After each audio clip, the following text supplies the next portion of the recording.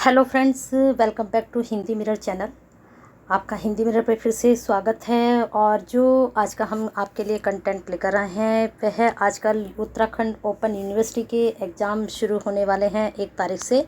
Date sheet आ चुकी है आपकी रिवाइज होकर, तो उस डेट्स को अगर आपने चेक नहीं किया है तो चेक कर लीजिए। बहुत से स्टूडेंट ऐसे होते हैं कि जो पुरानी डेट शीट है उसके अनुसार ही चलते रहते हैं। तो रिवाइज डेट शीट आ चुकी है। वेबसाइट पर जाकर आप अपनी डेट शीट डाउनलोड कर लीजिए। और आपके एडमिट कार्ड भी आ चुके हैं सबके, तो एडमिट कार्ड भी आप अपने डाउनलोड कर लीजिए। अगर आपको प्रोसीजर नहीं पता है तो बताइए, तो आपको हिंदी मिरर की तरफ से हेल्प की जाएगी। चलिए, आपकी तैयारी कराई जा रही है। बीए के जो स्टूडेंट हैं उनकी क्वेरीज आ रही थी, तो सेकंड ईयर और थर्ड ईयर की हम तैयारी करा रहे हैं। हिंदी, पॉलिटिकल, हिस्ट्री और साथ में सोशोलॉजी। हम हिंदी की भी वीडियो अपलोड कर चुके हैं थर्ड ईयर और सेकंड ईयर की। अब लेकर आए हैं सेकंड ईयर के लिए जो आपका पॉलिटिकल का फर्स्ट पेपर है वो हम लेकर आए हैं, जिसका आपका पेपर का नाम है, आप जो पेपर आपका है राजनीतिक, जो प्रतिनिधि राजनीतिक विचारक हैं, ये आपके पेपर का नाम है BAPS 201 201। इसमें जो ऊपर का फ्रंट पेज था वो नहीं था बुक में, तो ये पूरी बुक हम आपके लिए लेकर आए हैं। और यूनिट वाइज आपको मैं समझाऊंगी कि आपको किस तरह से तैयारी करनी है, ठीक है। और यही वाला पेपर प्रतिनिधि राजनीतिक विचारक जो हैं, ये वाला पेपर जो ST SU के स्टूडेंट हैं उनका भी यही पेपर का नाम था। तो आप प्लेलिस्ट में जाकर चेक करिए। सेकंड ईयर के जो श्रीदेव सुमन उत्तराखंड यूनिवर्सिटी के जो स्टूडेंट हैं वहाँ पर आपको इस पेपर के जो हैं क्वेश्चन आंसर भी मिल जाएंगे और साथ में आपको MCQs भी मिल जाएंगे, क्योंकि श्रीदेव सुमन का और आपका ये पेपर सेम है बिल्कुल। तो आप वहाँ पर भी चेक कर सकते हैं, बाकी आप अपनी बुक से भी पढ़िएगा। चलिए देखते हैं फर्स्ट यूनिट में आपका क्या टॉपिक बन रहा है। फर्स्ट यूनिट में जो आपका टॉपिक है राजनीतिक चिंतन की क्या विशेषताएं रहीं, तो यहाँ पर किस तरह से आपके प्रश्न निकल कर आ सकते हैं। तो पहला टॉपिक तो आपको यही पढ़ना है, यूनानी राजनीतिक चिंतन विकास की परिस्थितियाँ क्या थी, ठीक है। फिर इसके बाद जो आप टॉपिक पढ़ सकते हैं यूनानी राजनीतिक चिंतन की विशेषताएं, ये आपका 100% क्वेश्चन यहाँ से निकलेगा ज़रूर। और यहाँ पर भी ये 99 आप मान सकते हैं, ठीक है। अब यहाँ पर विशेषताओं में क्या क्या है, एक तो उनका नगर राज्य है, मानव अध्ययन की विशेष महत्व है, यथार्थवादी चिंतन है, राजनीतिक संस्था के रूप बारे में है, विवेक की प्रधानता है, दास प्रथा के बारे में है, पूरा जो एक टॉपिक है ना ये है। आप क्या करते हैं, आप अलग अलग पढ़ते हैं। पूरा एक टॉपिक ये है राजनीतिक चिंतन की विशेषताएं क्या क्या रही, तो ये सब विशेषताएं इनकी रही थी।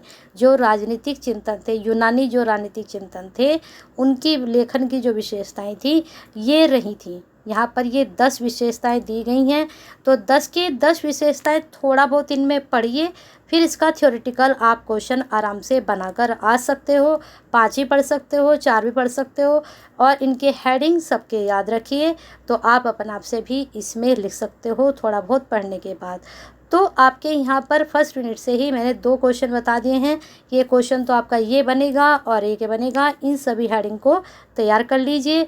बहुत लेंथी में होंगे, थोड़ा शॉर्ट में इनको तैयार कीजिए और 10 के 10 आप इसको तैयार कर सकते हैं। यहाँ पर आपकी डिटेल है, इसको आप चेक कर सकते हैं। परिस्थितियों वाला इतना इम्पोर्टेंट आपका नहीं है, लेकिन फिर भी इसको 99 के रूप में आप इसको पढ़ सकते हो। लेकिन 100 में आप विशेषताओं वाला ज़रूर तैयार कर लीजिए। यूनानी राजनीतिक चिंतन की विशेषताएं, नगर राज्य की क्या विशेषताएं रहीं इनकी, फिर इसके बाद इनकी मानव अध्ययन को लेकर क्या विशेषताएं रहीं। देखिए छोटे छोटे इन्होंने टॉपिक बना रखे हैं, इसको आप पढ़ लीजिए और यहाँ से पढ़ने के बाद अपने ही अकॉर्डिंग आप इसका आंसर दीजिए। अब यहाँ पर महत्व को सिर्फ आप रीड कर लीजिए, हो सकता है यहाँ से शॉर्ट क्वेश्चन आपके निकल आए, ठीक है। तो यहाँ पर हम इसके निबंधात्मक प्रश्न देखेंगे कौन कौन से आपके बन रहे हैं। चलिए चेक करते हैं। निबंधात्मक प्रश्न में पहला प्रश्न बन रहा है, यूनानी राजनीतिक चिंतन के विकास की पारिस्थितिक विस्तृत उल्लेख करना है, जैसे कि मैंने अभी आपको बताया था। फिर दूसरा है, पाश्चात्य राजनीतिक चिंतन का प्रारंभ सर्वप्रथम यूनान में क्यों हुआ। छोड़ दीजिए, इसको पढ़ लीजिए। यूनानी राजनीतिक चिंतन की प्रमुख विशेषताओं पर प्रकाश डालिए। अभी देखो मैंने आपको बताया था, तो 10 विशेषताएं हैं, उनके हेडिंग तो एटलीस्ट याद कर लीजिए और फिर उनको थोड़ा सा पढ़ लीजिए, एक बार थ्रो आउट कर लीजिए उसको। उससे क्या होगा, आपका दिमाग में बैठ जाएगा इन हेडिंग में हमें ये कंटेंट लिखना है। अब आते हैं दूसरी यूनिट पर, आते हैं प्लेटो। प्लेटो का टाइमिंग पीरियड ये रहा। एमसीक्यूज में क्वेश्चंस बनते हैं इस तरह के कि इसका टाइमिंग क्या था, इसका टाइमिंग क्या था, तो प्लेटो का टाइमिंग याद रखिएगा। अब प्लेटो में हमें क्या पढ़ना है उसके बारे में देखते हैं। प्लेटो का न्याय सिद्धांत बहुत ज़्यादा पूछा जाता है। प्लेटो का आदर्श राज्य का स्वरूप बहुत ज़्यादा पूछा जाता है। और इनकी जो पुस्तक है द लाज, प्लेटो का दूसरा सबसे अच्छा राज्य, इसके बारे में ये 3 टॉपिक बहुत ज़्यादा पूछे जाते हैं। और ये वाला जो टॉपिक है ना, पत्नी और संपत्ति का साम्यवाद, जो मैंने अभी आपको बताया कि सेकेंड ईयर में भी ये यूनिट ये वाला आपका पेपर था, वहाँ पर ये क्वेश्चंस एमसीक्यूज में पूछा गया था और थ्योरी में भी ये क्वेश्चन इस बार श्रीदेव सुमन में आया था। तो उसका पेपर आप चेक कर सकते हैं। पेपर शायद मैंने अपलोड नहीं किया है जो इस बार आया था। मैं देखती हूँ कल आपके लिए इसका पेपर भी मैं अपलोड कर लूँगी, लेकिन आपके भी पेपर होंगे इसके, तो वहाँ से आप डाउनलोड कर सकते हैं। 17 से लेकर 19 तक के जो पेपर हैं उनको ही उठाना, क्योंकि थ्योरेटिकल वहीं तक है।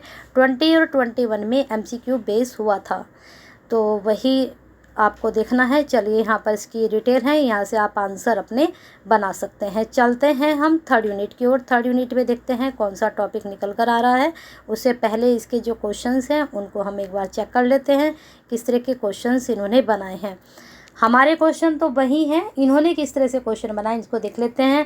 प्लेटो के न्याय संबंधी सिद्धांत की आलोचनात्मक परीक्षण कीजिए। अच्छा प्रश्न है, बन सकता है, इसको आप छोड़ सकते हो। आदर्श राज्य के मौलिक सिद्धांतों का वर्णन कीजिए। वेरी इंपॉर्टेंट, 100% बन सकता है। प्लेटो के साम्यवाद की कल्पना की आलोचनात्मक व्याख्या कीजिए। प्लेटो के साम्यवाद की तुलना आधुनिक साम्यवाद से कीजिए। तो ओनली आप इसका साम्यवाद पढ़ लीजिए, ठीक है। साम्यवाद पढ़ लिया तो आप ये आंसर अपने आप से भी अप्लाई कर सकते हो। नेक्स्ट है, इसको भी आप छोड़ सकते हो। चलिए आगे चलते हैं। कौन सी यूनिट है? अरस्तु। अब हमें अरस्तु के बारे में पढ़ना है। अरस्तु के बारे में क्या क्या हम पढ़ सकते हैं। अरस्तु का भी हम राज्य सिद्धांत ही पढ़ेंगे, इनके उत्पत्ति, स्वरूप या उद्देश्य पढ़ेंगे। और अरस्तु का जो है दास्ता संबंधी सिद्धांत भी बहुत पूछा जाता है, और जैसे कि मैंने अभी आपको बताया था वहाँ भी ये प्रश्न पूछा गया था।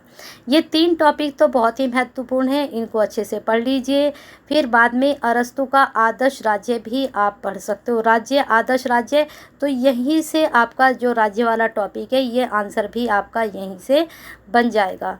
एक टॉपिक इनका ये भी पूछा जाता है, न्याय संबंधी धारणा, ठीक है, इसको भी आप देख सकते हो। 3 टॉपिक बहुत ही महत्वपूर्ण है आपके।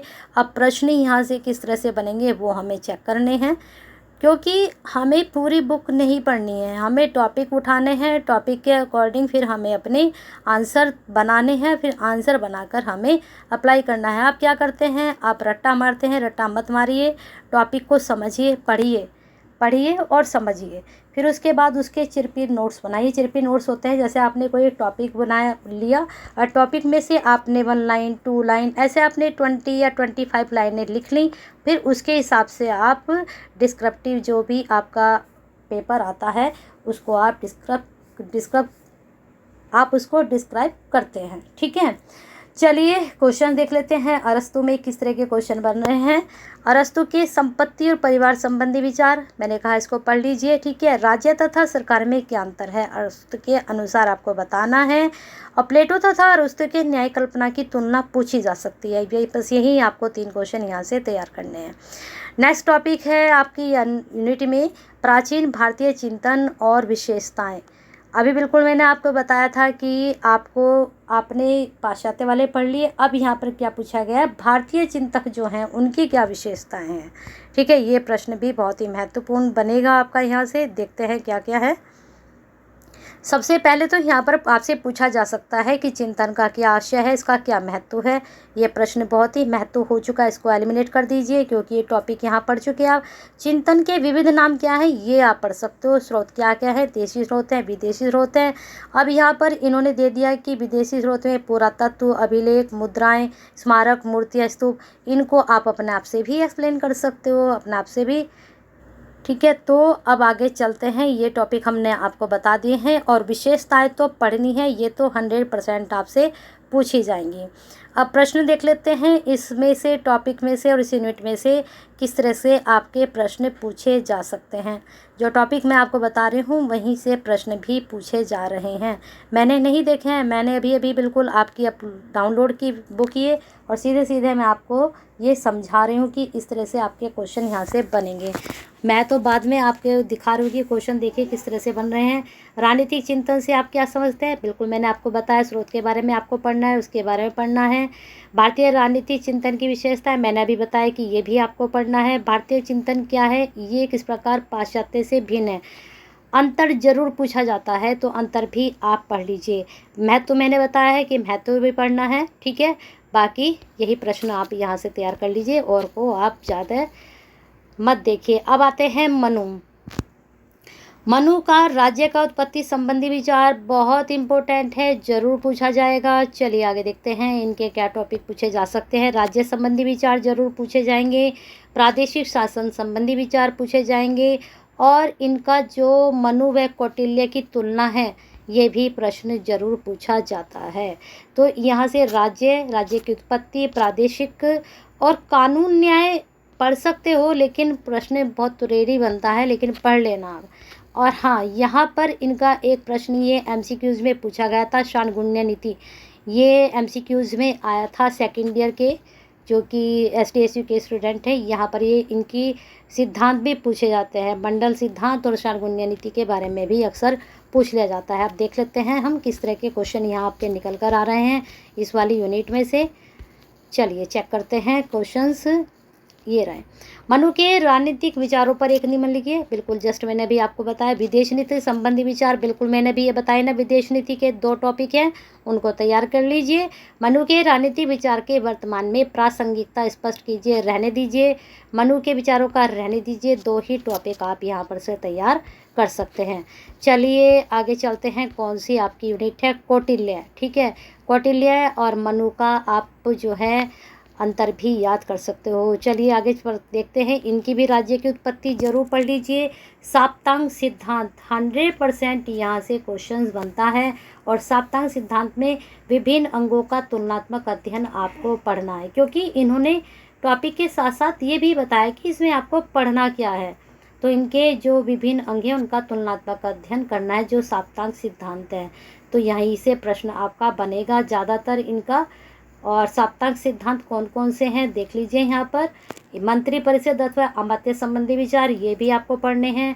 प्रशासनिक व्यवस्था, कानून व न्याय संबंधी विचार, दंड व गुप्तचर संबंधी विचार, 60 गुण्य नीति इनकी भी है, ठीक है। 60 गुण्य नीति इनकी भी है, इनका भी आप पढ़ लीजिएगा। अब हमने देखने हैं प्रश्न किस तरह के यहाँ पर बन रहे हैं आपके, ठीक है। इसमें आपकी बहुत, मैं पढ़ा नहीं रही हूँ, मैं सिर्फ ये क्लियर कर रही हूँ आपको कि आपको पढ़ना क्या है, क्योंकि इतनी ये बुक है। एक तो बुक अवेलेबल नहीं है, वेबसाइट से बुक ये डाउनलोड की जा रही हैं आपके लिए, और यहीं से आपको क्वेश्चंस निकालने हैं और पढ़ने भी हैं, ठीक है। आते हैं प्रश्नों पर। बहुत लेंदी यूनिट है ये, अच्छे से इसको पढ़िएगा, काफ़ी प्रश्न यहाँ से निकल सकते हैं। कौटिल्य के प्रमुख राजनीतिक विचार मैंने बिल्कुल अभी बताया, पढ़ना है। साप्तांग सिद्धांत मैंने बताए हैं, पढ़ने हैं। कौटिल्य का मंडल सिद्धांत, जब आपने साप्तांग सिद्धांत पढ़ लोगे पूरे, तो फिर मंडल सिद्धांत क्या, कोई सा भी एक सिद्धांत आपसे, कोई सा भी एक इनमें से पूछा जाए तब भी आप लिख सकते हो, सबके बारे में पूछा जाएगा तब भी आप लिख सकते हो। तो 3 क्वेश्चन आपके यहाँ से बन सकते हैं। चलिए आगे चलते हैं प्रश्नों पर। आगे टॉपिक आपका है चर्च एवं राज्य के मध्य विवाद परिवृदीय आंदोलन। बिल्कुल सारे जो मैं आपको बता रही हूँ ना कि बीए सेकेंड ईयर के जो पॉलिटिकल साइंस का पेपर इस बार आया है वो मैंने अपलोड नहीं किया है, लेकिन आपका जो है पेपर सेम जो यूनिट है बिल्कुल सेम जा रही हैं। तो वो पेपर अपना देखकर, वो मैं बार बार कह रही हूँ कि आप जो है अपने ही पेपर उठाइए, प्रीवियस पेपर, वहाँ से आप चेक कर सकते हैं। वैसे तो मैंने जितने टॉपिक आपको बताए हैं प्रीवियस पेपर में भी आपको यही टॉपिक मिलेंगे, चाहे आप चेक भी कर सकते हैं। चलिए देखते हैं। चर्चा में राज्य के बीच संघर्ष पढ़ लीजिए। पोप की शक्ति के पतन के क्या कारण थे, अच्छे से पढ़ लीजिए, ठीक है। फिर आगे धार्मिक सत्ता के पक्ष में तर्क देना है।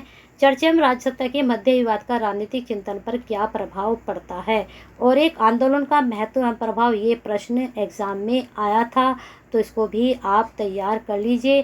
परिषदीय आंदोलन की असफलता के क्या कारण थे, मस्ट आपसे ये क्वेश्चन भी पूछा जाएगा। चलिए आगे देखते हैं इसमें प्रश्न किस तरह से निकल कर आ रहे हैं। इस वाली यूनिट से हमने चेक करना है जाके यहाँ पर जो डिस्क्रिप्टिव आपके क्वेश्चंस हैं उनको। चलिए देखते हैं। निबंधात्मक जो प्रश्न है आपके, चर्चा में राज्य के मध्य विवाद के प्रमुख क्या कारण थे। मैंने बिल्कुल अभी बताया कि ये टॉपिक आपको पढ़ने हैं। प्रसिद्धि आंदोलन के बारे में मैंने आपको बताया, इसके बारे में पढ़ लीजिए। और प्रसिद्धि आंदोलन के क्या कारण थे, तीनों ही बहुत ही महत्वपूर्ण प्रश्न हैं, जरूर तैयार कर लीजिए। आगे है यूनिट आपकी 8, ऑगस्टाइन, मार्सिलियो तथा एक्विनस के राजनीतिक विचार। तीनों के विचार पढ़ लीजिए। प्रश्न किस तरह से बनेंगे बता देते हैं आपको, ठीक है। अब जैसे यहाँ पर इन तीनों के बारे में आपका आ गया, फिर यहाँ पर सबसे पहले इन्होंने क्या ले लिया है, ऑगस्टाइन के बारे में, इनके राजनीतिक विचार के बारे में, दो तलवारों का सिद्धांत और राज्य संबंधी सिद्धांत और संपत्ति व दासता संबंधी सिद्धांत और राजनीतिक चिंतन पर प्रभाव, ये 4 टॉपिक इनके बन रहे हैं। अब इसमें से हमें ये रहेगा कि इसमें से कौन सा ज़्यादा महत्वपूर्ण है जो हम पढ़ें। तो दो तलवारों का सिद्धांत पढ़ लीजिए, प्रश्न पूछा जा सकता है। और ये वाला संपत्ति और दासता संबंधी विचार, ये 2 चीज़ें कुछ अलग जो चीज़, अब राज्य तो सभी के हैं, दासता भी अरस्तु का आपने पढ़ लिया, लेकिन अलग क्या है इनका, 2 तलवारों का सिद्धांत, ये जरूर पढ़ लीजिए। ये 100% में इस तरह का प्रश्न जाता है। अब आते हैं आपके नेक्स्ट मार्सिलियो पर। इनके कौन कौन से, राज्य संबंधी, शासन संबंधी, कानून संबंधी, चर्च संबंधी, फिर इनका मूल्यांकन आ गया। तो अब इसमें क्या अलग है इस वाले इनके विचारों में, इनके विचारों में चर्च संबंधी विचार अलग है, बाकी राज्य भी है, शासन भी है, कानून आपने पढ़ा ही है अभी कौटिल्य का, लेकिन चर्च संबंधी विचार नहीं थे किसी के भी, तो मार्सिलियो के हैं, तो ये अलग है, ये पूछा जा सकता है। बाकी सब पे निगाह आप डाल लीजिए, गो थ्रू कर ही लीजिए सबको। अब आते हैं एक्विनास पर, थॉमस एक्विनास के। इनके क्या है, राज्य है, शासन है, राज्य है, राज सत्ता व धार्मिक सत्ता, ठीक है, ये इनका यूनिक है, इसको आप पढ़ सकते हो। बाकी कानून भी पढ़ लीजिए, न्याय भी, दास्ता भी, सभी के हैं, तो यहीं से प्रश्न आपके निकलेंगे। चलिए देखते हैं किस तरह के प्रश्न आपके आए हैं डिस्क्रिप्टिव। यहाँ पर ये बुक के ही क्वेश्चन हैं, क्वेश्चन एज इट नहीं पूछे जाते, लेकिन पूछे जाते हैं यहीं से, इन्हीं टॉपिक में से। देख लीजिए क्या प्रश्न है। ऑगस्टाइन के राजनीतिक विचार मैंने आपको बताया है। मार्सिलियो के राज्य और चर्च संबंधी विचार बिल्कुल बताए हैं। एक्विनास के राजनीतिक विचार बिल्कुल बताए हैं। और ये इस तरह के जो थ्योरेटिकल होते हैं क्वेश्चन, इस तरह का क्वेश्चन भी कभी कभी आपसे पूछ लिए जाते हैं, ठीक है। चलिए आगे आते हैं मैकियावेली। चलिए मैकियावेली पे देखते हैं इनके कैसे कैसे आपके बन रहे हैं। यूनिट 9 पर हम आ चुके हैं। मैकियावेली के विचारों की ऐतिहासिक पृष्ठभूमि छोड़ दीजिए, पढ़ना चाहो पढ़ लीजिए। नैतिकता संबंधी सिद्धांत बहुत पूछे जाते हैं, अच्छे से पढ़ लीजिए, अलग इनका यही है। और मैकियावेली की अध्ययन प्रणाली क्या है, ये भी आपको, और मनुष्य स्वभाव के संबंध में मैकियावेली के क्या विचार रहे हैं, तो ये 3 टॉपिक बहुत महत्वपूर्ण हैं। बाकी इनके शासन संबंधी विचार पढ़ लीजिए, क्योंकि इन्होंने राजतंत्र गणतंत्र के बारे में बताया है, तो यहाँ से आपके शॉर्ट क्वेश्चन निकल सकते हैं।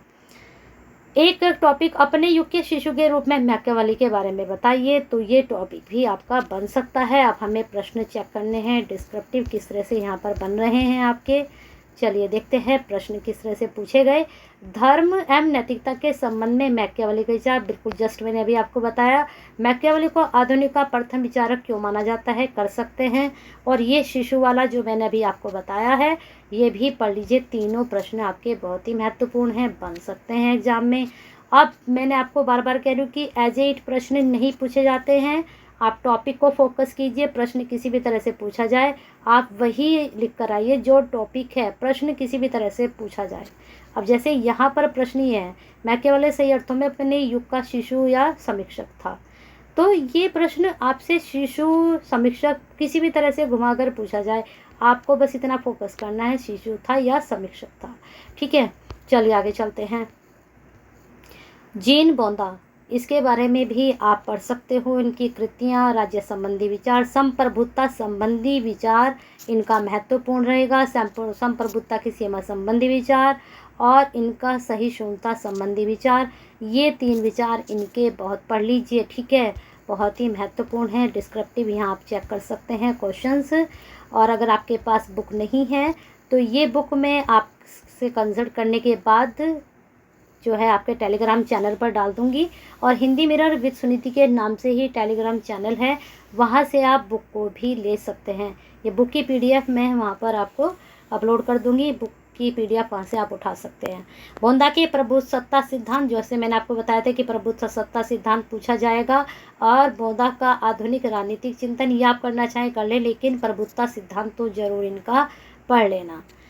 आते हैं टॉमस हॉब्स, जीवन चरित्र कृतियाँ पढ़ लीजिए, इनके प्राकृतिक अवस्था पढ़ लीजिए, आत्मरक्षा की प्रकृति पढ़ लीजिए, ठीक है। ये प्राकृतिक संबंधी इनके प्रश्न यहाँ पर बनेंगे, क्योंकि राज्य शासन आप सबका पढ़ चुके हैं। जो कुछ इन्होंने अलग किया है वहीं से क्वेश्चन बनेंगे। देख लीजिए यहाँ पर हॉब्स के राज्य के उत्पत्ति के सिद्धांत। हॉब्स एक व्यक्तिवादी विचारता है, इस कथन की पुष्टि कीजिए। राज्य के उत्पत्ति के सिद्धांत। अब यहाँ आते हैं जॉन लॉक। जॉन लॉक के बारे में यहाँ पर देख लीजिए, लोक का अनुभववाद पढ़ लीजिए, सहिष्णुता संबंधी विचार भी पढ़ लीजिए, मनुष्य संबंधी लोक के विचार, लोक का सामाजिक संविदा का सिद्धांत। यहाँ से प्रश्न आपके बनेंगे। देख लेते हैं किस तरह से प्रश्न यहाँ पर बन रहे हैं आपके, चेक कर लेते हैं एक बार। देख लीजिए प्रश्न कैसे बना है। लोक के राजनीतिक विचार, मैंने आपको बताया था। प्राकृतिक अवस्था के सिद्धांत वेरी इंपॉर्टेंट है, 100 में इसको आप मान के चल सकते हो। और सामाजिक संविदा सिद्धांत की आलोचनात्मक व्याख्या यहाँ पर पहुंची गई है, आलोचनात्मक व्याख्या। लेकिन सामाजिक संविदा सिद्धांत को लेकर और किसी तरीके से भी आपका प्रश्न बन सकता है, तो इस प्रश्न को भी आप तैयार कर लीजिए। अब आते हैं 13 यूनिट पर, जीन जैक्स रूसो, ठीक है, जीन जैक्स रूसो पर। अब 13 यूनिट में एक आध यूनिट आप छोड़ सकते हो, लेकिन कई बार ऐसा होता है कि हम जो यूनिट छोड़ते हैं वहीं से प्रश्न आ जाते हैं। तो इतना तो मैंने आपका सिलेबस शॉर्ट कर दिया है, और उतना पढ़ना आपका मैंने शॉर्ट कर दिया है। थोड़ी सी मेहनत आप भी करेंगे तो आपका पेपर अच्छा जाएगा। तो रूसो का एक तो आप जीवन परिचय तैयार कर लीजिए, ठीक है। इनके मानव स्वभाव के संबंध में विचार और सामाजिक संविदा वेरी इंपॉर्टेंट। इनकी जो प्राकृतिक अवस्था और सामाजिक संविदा की आलोचना या फिर अंतर आपसे पूछा जा सकता है। सामान्य इच्छा संबंधी, ये इनका यूनिक है, ये 100% आपसे पूछा जा सकता है। यथार्थ इच्छा, वास्तविक इच्छा, सामान्य इच्छा का निर्माण, सामान्य इच्छा, जनमत और समस्त की इच्छा में अंतर। ये टॉपिक प्रश्न के अनुसार आपके बहुत ही महत्वपूर्ण रहेंगे ये टॉपिक, ठीक है। इच्छा संबंधी विचार, तो यहाँ पर हम प्रश्न चेक कर सकते हैं किस तरह से इनके प्रश्न बन रहे हैं। देख लेते हैं। पहला प्रश्न जो इनका निकल कर आ रहा है आपका, चेक करते हैं। ये भी काफ़ी लेंथी यूनिट है, पढ़ लीजिएगा, क्योंकि प्रश्न बहुत अच्छे बनेंगे। रूसों में से प्रश्न 100% हर बार पूछा जाता है। देखते हैं प्रश्न निबंधात्मक क्या है। रूसों की सामान्य इच्छा, होब्स का शीर्षबिंदु, ये आप छोड़ सकते हो, इसको आप तैयार करना चाहे कर सकते हैं। हम तो आपको बताएंगे कि आधुनिक राजनीतिक विचार की रूसों की देन का मूल्यांकन कीजिए। और रूसों का सामाजिक सिद्धांत लोक का ही सिद्धांत है, जिसे होब्स की पद्धति द्वारा विकसित किया गया, व्याख्या कीजिए। ये प्रश्न आपका बन सकता है, ठीक है। और एक रूसों के विचारों में पाए जाने वाले अंतर विरोधों को उत्पन्न करने वाले कारणों पर प्रकाश डालिए। ये 3 क्वेश्चन आप देख सकते हो। नेक्स्ट है चार्ली लुई द मॉन्टेस्क्यू, ठीक है, इनके बारे में देख सकते हैं। इनका विधि संबंधी विचार अलग है, इसको आप पढ़ सकते हो। शक्ति पृथक्करण पढ़ सकते हो इनका, इसके सिद्धांत की आलोचना तो रहने दीजिए। शक्ति पृथक सिद्धांत का व्यवहारिक प्रभाव एवं मूल्यांकन आप देख सकते हो। अब देखते हैं इनके प्रश्न यहाँ पर किस तरह से निकल कर आ रहे हैं, किस तरह से प्रश्न बन सकते हैं एग्जाम में। एज इट प्रश्न नहीं पूछे जाएंगे, मैं कई बार कह रही हूँ कि एज इट प्रश्न नहीं पूछे जाएंगे। टॉपिक वही रहते हैं, प्रश्न अलग तरीके से पूछे जाते हैं। मैंने आपको सिर्फ टॉपिक कहा है कि ये टॉपिक क्लियर कीजिए, प्रश्न किसी भी तरीके से पूछा जा सकता है। तो मॉन्टेस्क्यू की स्वतंत्रता की धारणा मैंने बताया कि ये पढ़ लीजिए। राजनीतिक दर्शन के प्रमुख सिद्धांत पढ़ लीजिए। और ये वाला आपका स्पिरिट ऑफ लॉज के प्रतिपादक मॉन्टेस्क्यू के मूल विचारों की आलोचनात्मक समीक्षा कीजिए। तो ये आपके बुक में है, इसको यहाँ से आप नोट डाउन कर सकते हैं। अब आते हैं हीगल, टॉमस हिल और ग्रीन। हीगल बहुत ही महत्वपूर्ण है, ठीक है। हीगल के आत्म तत्व का सिद्धांत, इनका द्वंद्ववाद सिद्धांत 100% यहाँ से प्रश्न बनेगा द्वंद्ववाद सिद्धांत में से, क्योंकि इनका यही ज़्यादा महत्वपूर्ण है। राष्ट्रीय राज्य का अंतर्राष्ट्रीयतावाद युद्ध, ये आप पढ़िए। संविधान पर हीगल के विचार, ये आप पढ़ सकते हैं। 3 टॉपिक यहाँ से आप ले सकते हैं। अब आते हैं ग्रीन पर। ग्रीन का क्या है? आध्यात्मिक सिद्धांत पढ़ लीजिए। ग्रीन का अधिकार संबंधी सिद्धांत, सामान्य इच्छा भी आप इनकी पढ़ सकते हो। अब आते हैं आगे, हीगल और ग्रीन के विचारों में तुलनात्मक अध्ययन, देख सकते हो इसको भी। चलिए देखते हैं प्रश्न आपके किस तरह से निकल कर आ रहे हैं। यहाँ पर डिस्क्रिप्टिव चेक करते हैं इस वाले यूनिट में भी। देखिए, हीगल की द्वंद्वात्मक पद्धति बहुत ही महत्वपूर्ण है, प्रश्न जरूर कर लीजिए। हीगल के अनुसार कानून और अंतर्राष्ट्रीयतावाद की व्याख्या, दोनों जो प्रश्न मैंने बताए हैं वहीं से आपके प्रश्न यहाँ पर भी बन रहे हैं, ठीक है। चलिए, ग्रीन की राज्य का आधार इच्छा है न कि शक्ति, तो इसको भी आप पढ़ सकते हैं प्रश्न को। अब आते हैं जर्मी बेंथम, इसको आप खुद से पढ़ लीजिएगा बुक डाउनलोड करके। मैंने बहुत सारी यूनिट आपको क्लियर कर दी हैं, 16 तक हो चुकी हैं। अब ये कौन सी यूनिट है? यहाँ पर 18 महात्मा गांधी को पढ़ लीजिए, क्योंकि इसमें ज़्यादा आपको बहुत ज़्यादा पता भी होगा। थोड़ा बहुत इसको गो थ्रू करेंगे तो ये अच्छे से आपकी तैयार हो जाएगी।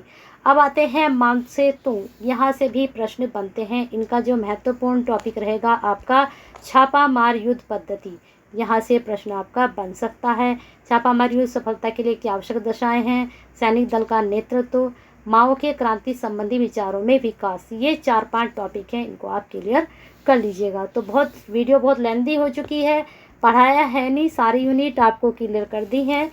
और ये ही आपके लिए बहुत ही महत्वपूर्ण, जो मैंने समझाया बहुत ही महत्वपूर्ण रहेगा आपके एग्ज़ाम के पॉइंट ऑफ व्यू से। और आपकी बहुत चीज़ें जो हैं क्लियर हो चुकी होंगी, बहुत से डाउट होंगे जो क्लियर हो चुके होंगे।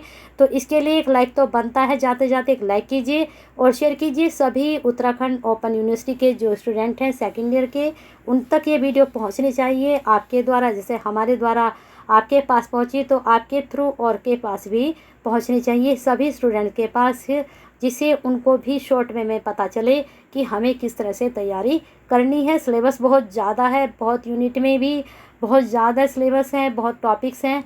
बच्चे क्लियर नहीं, सोच नहीं पाते कि क्या पढ़ें क्या छोड़ें, तो मैंने आपको क्लियर कर दिया है। इतना भी एटलीस्ट आप पढ़ोगे तो 60-70 अबाव आपके आराम से आएंगे, और अटैम्प्ट और अच्छे से करोगे तो और अच्छी परसेंटेज आपकी बन सकती है। तो इसीलिए एक लाइक कर दीजिए और शेयर कर दीजिए, और कमेंट बॉक्स में अपनी क्वेरीज ऐसे ही सेंड करते रहिए जैसे आप अभी तक करते आ रहे हैं। आप क्वेरीज सेंड करेंगे तभी उन पर वर्क होगा।